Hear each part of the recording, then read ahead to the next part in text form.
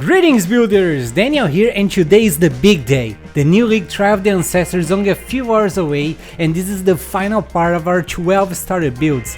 If you missed any of the previous parts, don't worry, you just need to find their links together with the POBs and complete guides in the video description.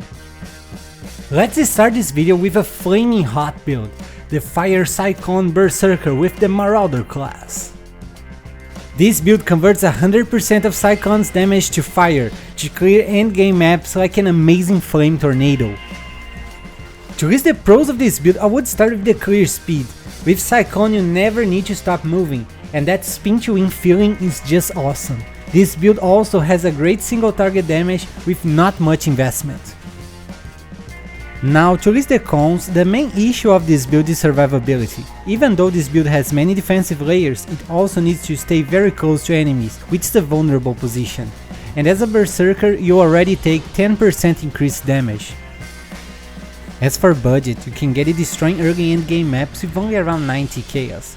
To comfortably advance to yellow maps, you need to invest around 150 chaos, and for easily completing your atlas, I recommend investing around 6 divines, otherwise your survivability won't be enough and you'll end up dying a lot. Don't forget that on PoEbuilds.net you can find a list with all the equipment that you need to buy for this build, with direct links for examples being sold by other players. You need 2 mandatory unique items for this build. The first one is the Gamahu's Flame Axe that already converts 60% of your physical damage to fire, grants 20% fire penetration and triggers Molten Burst on hits for a lot more single target damage. Next, we also need the Yoke of Suffering Amulet that causes all of our elemental damage to be able to shock, causing enemies to take a lot more damage. For clear speed, this build gets 9 out of 10. As mentioned before, Cyclone is an awesome skill that never stops moving. You just need to slide through the maps, killing everything that gets near. The boss damage also gets 9 out of 10.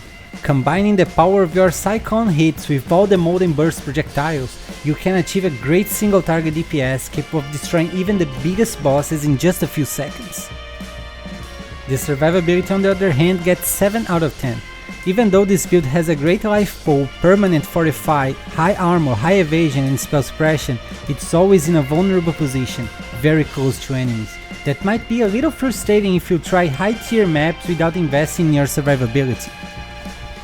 Next we have another smoking build, the Inferno Flicker Strike Ascendant with the Scion class.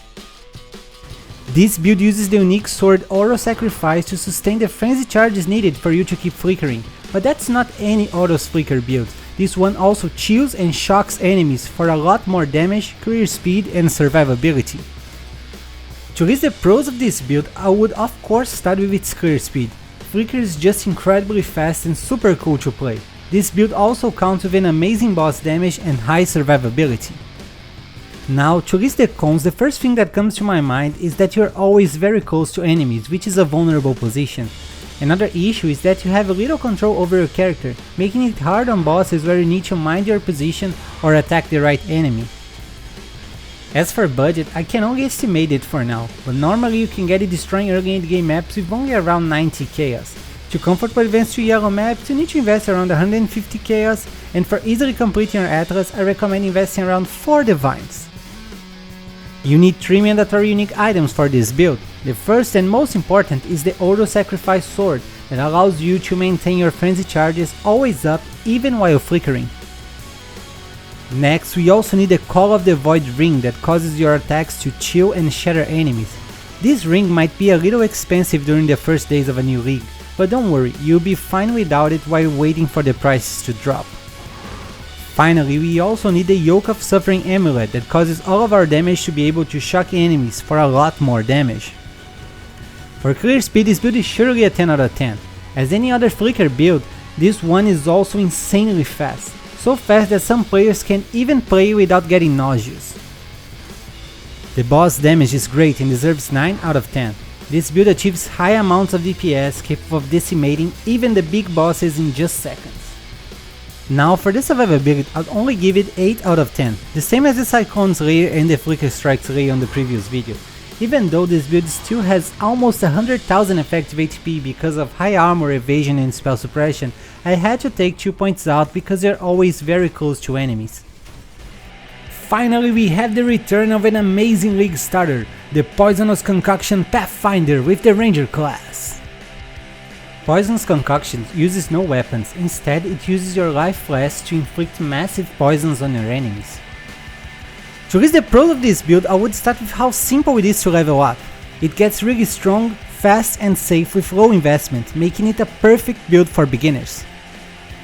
Now to list the cons, I would point that even though this is a cheap build, it can get expensive to activate all the auras. This is because you need the unique helmet, the Devouring Diadem, to do so. But don't worry, this is not mandatory at all.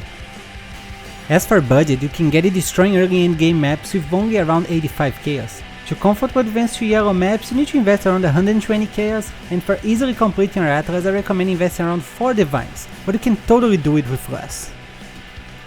For clear speed, I'll give this build 9 out of 10. You're fast and throw many flasks that poison enemies and cause nearby ones to also get poisoned. It's a great clear speed and very satisfying to watch. The boss damage is also great and deserves 9 out of 10. The projectiles can shotgun bosses for a lot of poison damage. For the survivability, I'll give it 9 out of 10. This build counts with many defensive layers such as high armor, high evasion, spell suppression and 50% chance to block attacks and spells. All of that grants this build almost 100,000 effective HP. And that's it for today guys, I hope you all have a great league start today. As always, don't forget to leave your thoughts in the comments and give a thumbs up to support the channel. I wish you guys an amazing day and don't forget to keep building!